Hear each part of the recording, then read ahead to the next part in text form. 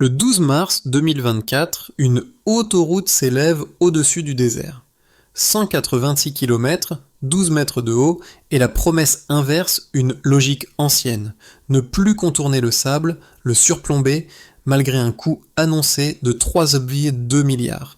Mais qu'est-ce que cela change, pour vous, si Ibrahim Traoré a raison et si la continuité remplace enfin la loterie des retards, des ruptures, des provinces coupées? Parce qu'une route peut redéfinir une nation. La promesse est simple, mais les enjeux sont lourds.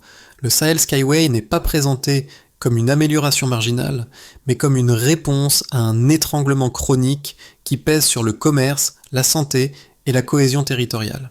L'intérêt pour le public tient en un bénéfice clair, formulé sans emphase. Moins d'interruptions, plus de prévisibilité et donc moins de pertes invisibles au quotidien. Derrière cette promesse, le risque est explicite. Si l'ouvrage échoue, l'investissement ne sera pas neutre. Il aggravera la défiance, exposera les finances publiques et renforcera l'idée que le désert impose sa loi. Dans ce cadre, le projet engage bien davantage qu'un calendrier de chantier. Il engage la crédibilité d'une stratégie qui prétend transformer une contrainte climatique en variable maîtrisable. Ibrahim Traoré lie ainsi son choix à une lecture précise. L'inaction a déjà un coût mesurable accumulé année après année, et continuer à subir revient à payer sans jamais construire. Le pari oppose donc deux futurs. L'un maintient l'incertitude saisonnière, l'autre tente de la dominer au prix d'un risque assumé.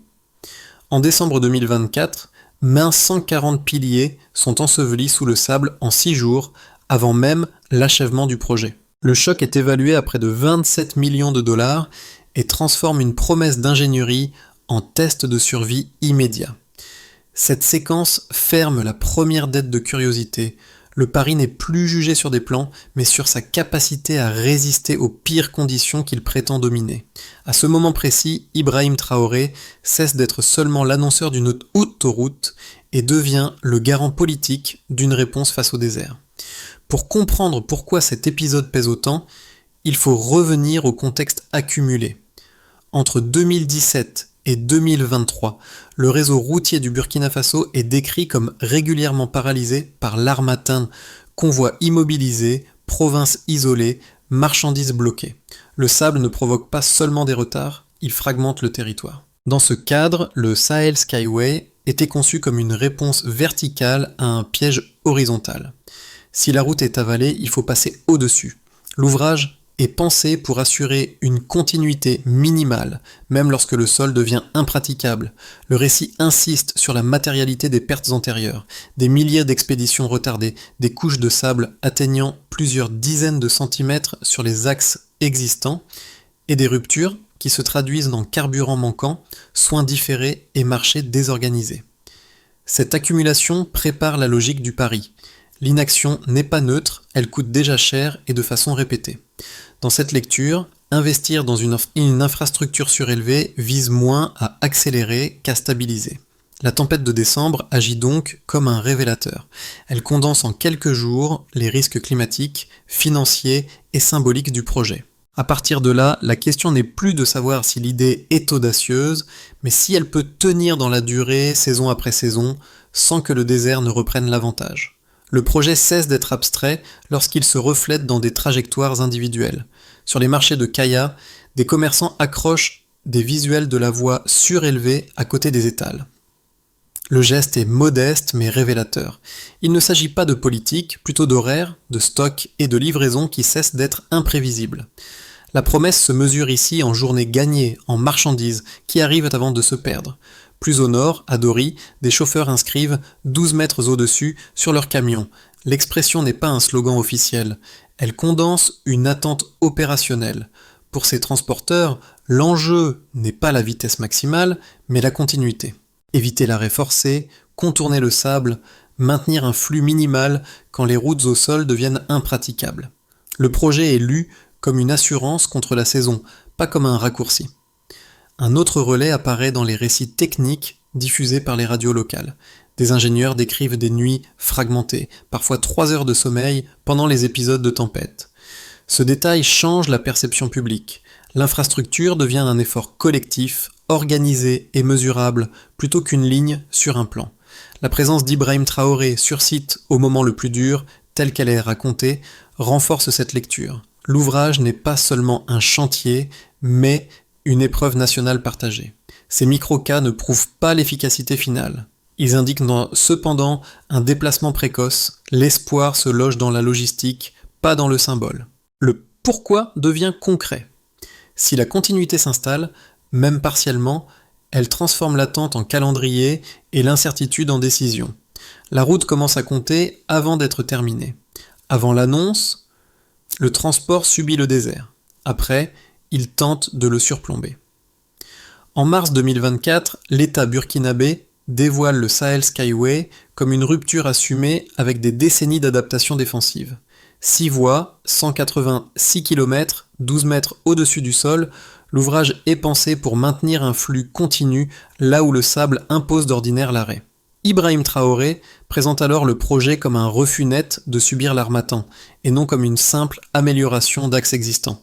Le déclenchement est politique, mais il se veut immédiatement opérationnel. Les premiers mois installent une dynamique visible. Des accès sont ouverts, des plateformes montées, des équipes déployées à travers plusieurs provinces. Le récit insiste sur un financement réparti entre industrie nationale et partenaires stratégiques, et sur une organisation qui cherche à gagner du temps avant la prochaine saison critique. Des jalons sont communiqués. En juin 2025, une large part des routes d'accès seraient achevées. En octobre, plusieurs centaines de piliers seraient déjà en place. En novembre, les travaux atteignent un segment décrit comme particulièrement exposé au vent. La montée en tension est progressive, nourrie par l'anticipation des commerçants, des transporteurs et des familles qui recalculent leurs marges et leurs délais. Puis vient la rupture de rythme. En décembre 2024, une vague d'harmattan parmi les plus longues de mémoire récente s'abat sur le Sahel. 19 jours consécutifs. Des vents dépassant 60 km/h, une visibilité réduite à quelques dizaines de mètres, la chaleur franchit des seuils extrêmes. En 6 jours, plus d'1 millier de piliers nouvellement posés sont ensevelis sous près de 2 mètres de sable. Le coût immédiat approche 27 millions de dollars. Le chantier est frappé avant l'heure au cœur de sa promesse.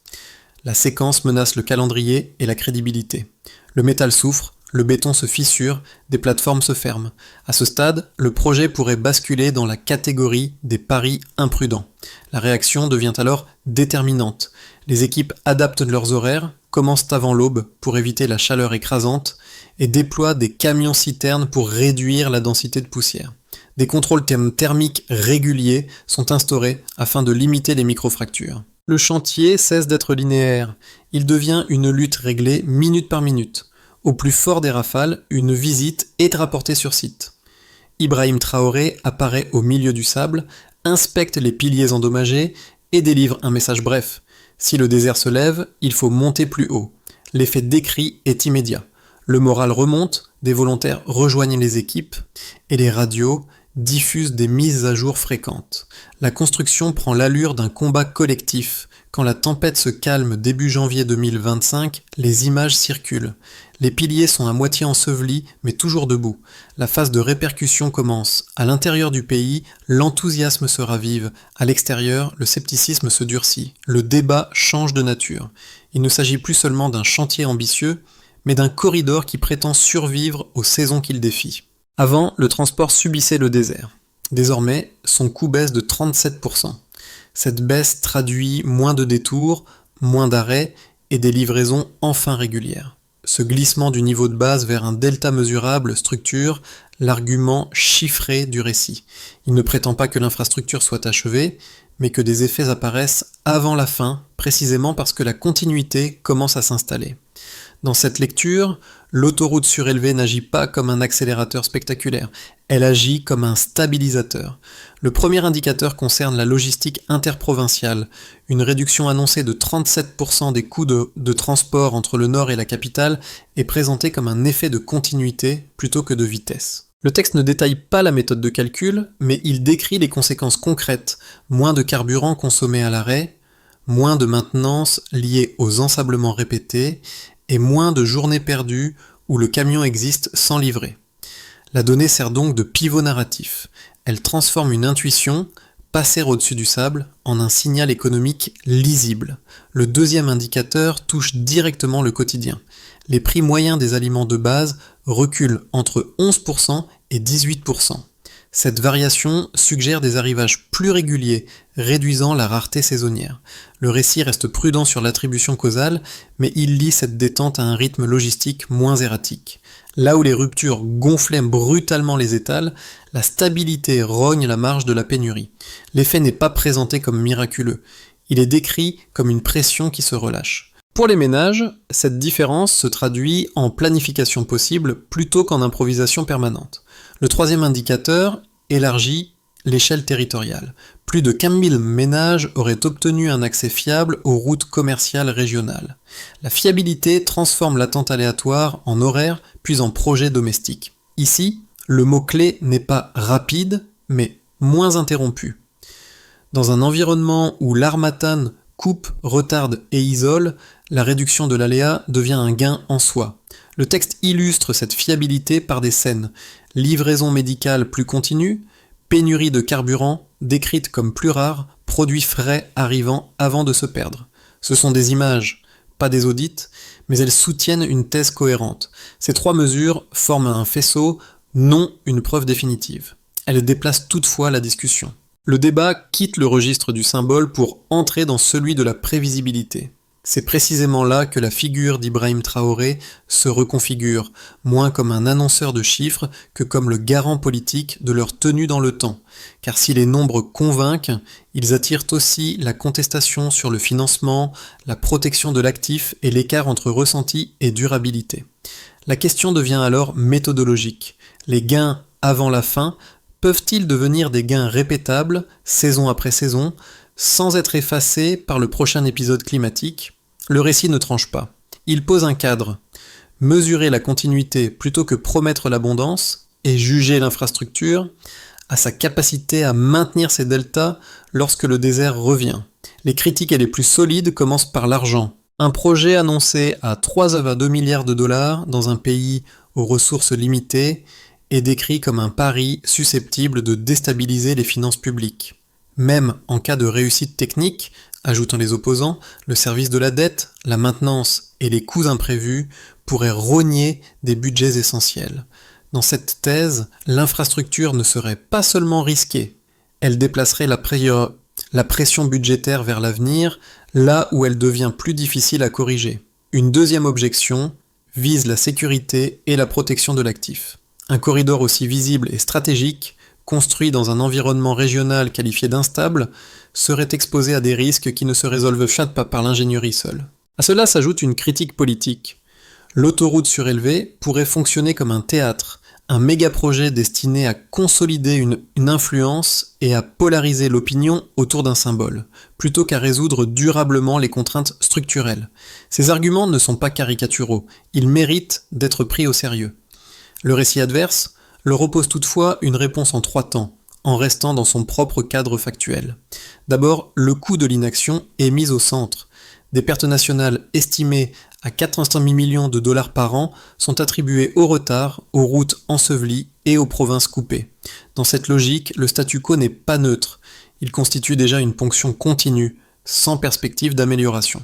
Ensuite, le texte insiste sur des effets mesurables avant l'achèvement total. La baisse annoncée des coûts de transport, le recul des prix de base et l'accès plus fiable pour des dizaines de milliers de ménages sont présentés non comme des preuves finales, mais comme des signaux. Ils rendent le projet moins abstrait et déplacent le débat du symbole vers l'observable. Enfin, un pivot institutionnel est introduit avec des débats parlementaires prolongés et l'intervention d'un consortium d'ingénieurs présentant des modèles économiques et des projections de gains commerciaux. Dans cette lecture, Ibrahim Traoré n'est pas posé comme un arbitre omniscient, mais comme le porteur d'un choix assumé, risquer un grand axe pour réduire une dépendance saisonnière qui a déjà un prix durable. La controverse ne disparaît pas, elle change de terrain. La question devient comparative. Le coût du pari est-il supérieur à celui de continuer à subir, année après année, la même fragilité logistique ? Le projet change de règle. Le basculement ne vient pas d'un financement extérieur ni d'un discours politique, mais d'une percée technique interne. Un consortium national de jeunes ingénieurs issus de Ouagadougou Polytechnique annonce une nouvelle génération de piliers à revêtement thermique réfléchissant. Le nom de code circule rapidement, TR12. Dans un environnement où la chaleur et la poussière sont décrites comme des ennemis structurels, cette innovation modifie la lecture du chantier. Il ne s'agit plus seulement de résister au désert, mais de réduire activement son impact. Selon le récit, le revêtement TR12 serait capable de réfléchir jusqu'à 72% du rayonnement solaire et d'abaisser la température de surface de 6 à 8 degrés. Cette baisse limite les microfractures et allonge la durée de vie des piliers. L'effet attendu n'est pas spectaculaire à l'œil nu, mais décisif sur la maintenance. Moins d'interventions lourdes, moins d'arrêts imprévus et une infrastructure plus stable dans le temps. Le projet cesse alors d'être uniquement une autoroute surélevée. Il devient un démonstrateur technologique. Dans cette séquence, Ibrahim Traoré essaie repositionner. Il n'apparaît plus seulement comme celui qui défie le désert par la hauteur, mais comme le garant politique d'une capacité d'innovation nationale. Le récit suggère même une portée au-delà des frontières, une technologie potentiellement standardisable, susceptible d'être observée, demandée, voire licenciée par d'autres pays confrontés aux mêmes contraintes climatiques. Le point médian est clair. La question n'est plus uniquement peut-on construire au-dessus du sable, mais peut-on transformer l'adaptation climatique en compétences durables. À partir d'ici, les conséquences changent d'échelle. Les effets du Sahel Skyway, tels qu'ils sont décrits, ne se répartissent pas de manière abstraite. Ils se lisent différemment selon les acteurs concernés, chacun évaluant l'infrastructure à l'aune de contraintes spécifiques. Cette diversité de lecture permet de fermer la dette de curiosité ouverte au pivot technique. Si la continuité tient, qui en bénéficie réellement et comment ? Pour l'État, l'enjeu principal est la continuité territoriale. Le récit rappelle des pertes nationales estimées à 90 millions de dollars par an avant le projet, liées au retard, aux ruptures d'approvisionnement et à l'isolement de certaines provinces. Dans cette perspective, une infrastructure surélevée agit comme un outil de fourniture minimale, carburant, soins, ravitaillement. L'effet n'est pas seulement économique, il est politique. En août 2025, des débats parlementaires prolongés transforment le chantier en test de crédibilité, puis un vote de financement consolide le cap défendu par Ibrahim Traoré. La route devient un instrument de capacité étatique mesurable. Pour les entreprises, la conséquence centrale est la prévisibilité. Une estimation citée avance que, une fois achevé, le corridor pourrait réduire les retards de transport régionaux jusqu'à 63%. Cette réduction permet de recalculer marge et itinéraire. Les transporteurs redessinent leur flux, tandis que certains acteurs commencent à acquérir des terrains près des futures bretelles, pariant sur l'émergence de zones industrielles le long de l'axe. Ici, le gain ne tient pas seulement à un trajet plus court, mais à un calendrier plus fiable, condition essentielle pour investir. Pour les habitants, l'impact se lie à sauteur de panier et de santé. La baisse annoncée de 37% des coûts de transport et le recul des prix alimentaires entre 11% et 18% sont présentés comme des signaux de respiration. Un exemple frappe davantage. L'ouverture d'une rampe temporaire aurait réduit de 42 minutes un trajet d'ambulance vers Ouagadougou. Cette continuité peut sauver du temps critique. Même sans généraliser, le récit insiste sur des livraisons médicales plus continues et des pénuries de carburant moins fréquentes. Pour les ménages, la fiabilité modifie la frontière entre possible et trop tard. À l'échelle régionale, enfin, l'effet est double. Le projet fonctionne comme symbole d'indépendance face à une contrainte climatique partagée, mais aussi comme vitrine technique. Des gouvernements voisins demandent des briefings sur le design surélevé, tandis que la percée TR12 est évoquée comme une technologie potentiellement licenciable. Cette dimension repositionne le pays non seulement comme utilisateur d'infrastructures, mais comme producteur de solutions adaptatives. Dans cette mosaïque des faits, Ibrahim Traoré apparaît comme le point de convergence politique. Les gains ne sont ni uniformes ni garantis, mais ils dessinent une logique commune. Lorsque la continuité commence à s'installer, même partiellement, elle déclenche une série de décisions concrètes. C'est à ce niveau que l'infrastructure cesse d'être un symbole et devient un levier quotidien. À l'horizon des 6 à 12 prochains mois, le récit ne verrouille pas l'avenir. Il propose 3 trajectoires conditionnelles, dépendantes moins d'un slogan que de variables récurrentes. La résistance aux saisons du Sahel, la solidité du financement politique et la capacité technique à contenir les coûts de maintenance. Ces scénarios ne prédisent pas, ils encadrent. Le scénario de base repose sur une montée en puissance graduelle. Les segments continuent de se verrouiller, les convois de tests se multiplient et l'ouvrage s'approche d'un fonctionnement quasi complet. Dans cette hypothèse, les gains observés avant la fin se stabilisent plutôt qu'ils n'explosent. La baisse des coûts de transport devient une norme, les prix alimentaires restent moins volatiles et l'accès fiable pour des dizaines de milliers de ménages se consolide. Ibrahim Traoré conserve alors un avantage politique mesuré. Le projet demeure tangible, visible, difficile à réduire à un simple effet d'annonce. Un second scénario projette un dépassement de l'effet route. 2 moteurs s'additionnent. D'une part, la réduction des retards régionaux, citée jusqu'à 63%, commence à réorienter durablement les flux commerciaux. D'autre part, la bascule technologique associée au TR12 modifie la perception externe. Le pays n'est plus seulement un chantier ambitieux, mais un producteur de normes adaptatives au climat. Les demandes de briefing technique s'intensifient, des discussions sur des licences émergent, et l'infrastructure devient une vitrine d'ingénierie régionale. Dans cette lecture, la légitimité portée par Ibrahim Traoré dépasse le cadre national. Le troisième scénario est plus contraignant. Une nouvelle séquence d'Harmattan, combinée à des incidents matériels, rallonge les délais et ravive l'argument du pari imprudent.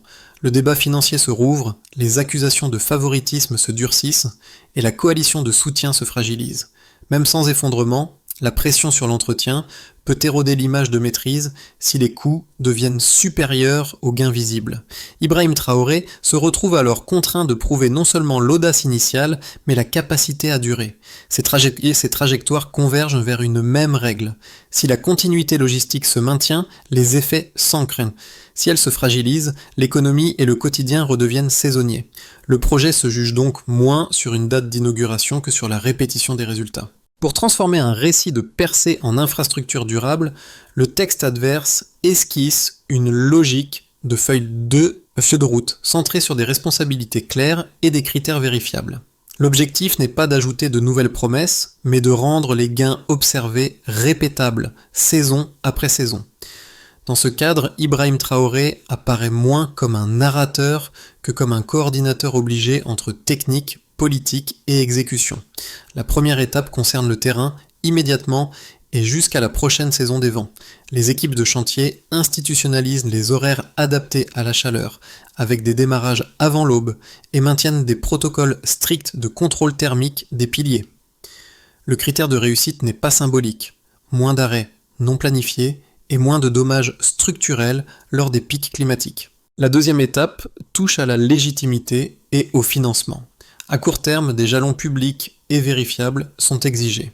Le Parlement, déjà mobilisé lors des débats prolongés, impose des points de contrôle réguliers et demande des rapports d'avancement cohérents avec ce qui est observable sur site. La mesure centrale devient la concordance entre annonce et réalité. Condition indispensable pour maintenir le soutien politique. La troisième étape vise à convertir les gains avant la fin en gains reproductibles. Les ministères concernés suivent des indicateurs simples liés au transport, au ravitaillement et au délai, plutôt que des objectifs généraux. La continuité devient la métrique clé, moins de ruptures récurrentes et une volatilité des marchés qui diminue réellement. Enfin, la feuille de route intègre l'innovation TR12. Les ingénieurs documentent, testent et standardisent le revêtement, puis organisent des transferts de compétences vers les équipes de maintenance. L'attente est précise, une baisse mesurable des interventions lourdes et une résistance thermique accrue. Dans cette architecture, Ibrahim Traoré porte la responsabilité de l'alignement. Si chaque étape tient, la promesse cesse d'être événementielle et devient durable. Le récit revient aux images simples, celles qui ont accompagné le projet dès le départ. À Kaya, l'affiche de la voie surélevée pend toujours près des étals, non comme une promesse abstraite, mais comme un repère de calendrier. À Dori, l'inscription « 12 mètres au-dessus sur un camion » n'a rien d'un slogan. Elle résume une manière de reprendre la route sans négocier avec le sable. Ces scènes forment un motif discret, répété, qui relie l'ingénierie aux gestes ordinaires. Ce retour au concret donne sa tonalité finale. Le Sahel Skyway n'est pas raconté comme une victoire achevée, mais comme une continuité à défendre. Les tempêtes n'ont pas disparu, les débats non plus. Ce qui change, c'est la possibilité de mesurer autrement, en délai tenu, en prix stabilisé, en urgence qui arrive à temps. La fiabilité devient une expérience vécue, pas un argument. Dans cette perspective, Ibrahim Traoré n'est ni héroïsé ni effacé. Il est placé au centre d'un choix qui se juge dans la durée. La visite au milieu du vent, les chiffres contestés, la percée technique, tout converge vers une même exigence, tenir quand les saisons reviennent. Le pari n'est crédible que s'il se répète. La phrase qui reste est simple, presque têtue. La fiabilité vaut plus qu'une promesse. Toucher un pilier et croire qu'il tiendra, voilà le vrai test. Et c'est là que le récit se referme, non sur une certitude, mais sur une attente exigeante. La discussion se termine là où elle a commencé, par une question de société plutôt que par un verdict technique. Une infrastructure comme le Sahel Skyway n'impose pas une adhésion automatique. Elle invite à observer, comparer et juger dans le temps. Ce qui est en jeu dépasse une autoroute surélevée. Il s'agit de savoir comment une communauté évalue l'action publique quand les contraintes climatiques deviennent structurelles et quand la continuité logistique conditionne la vie quotidienne. Dans ce cadre, le rôle d'Ibrahim Traoré ne se résume ni à l'audace ni au symbole. Il est associé à une méthode mise à l'épreuve. Annoncer, exposer, puis accepter que les résultats soient scrutés dans les prix, les délais et les urgences. Le projet propose ainsi un terrain de débat concret, loin des slogans, où chacun peut confronter promesses et expériences. Pour prolonger cette réflexion, il suffit d'un choix simple. Quel élément vous paraît le plus décisif pour juger la suite ? La résistance au désert, l'équilibre budgétaire ou la transformation du quotidien des habitants ? Votre réponse dit peut-être autant sur vos attentes que sur l'infrastructure elle-même.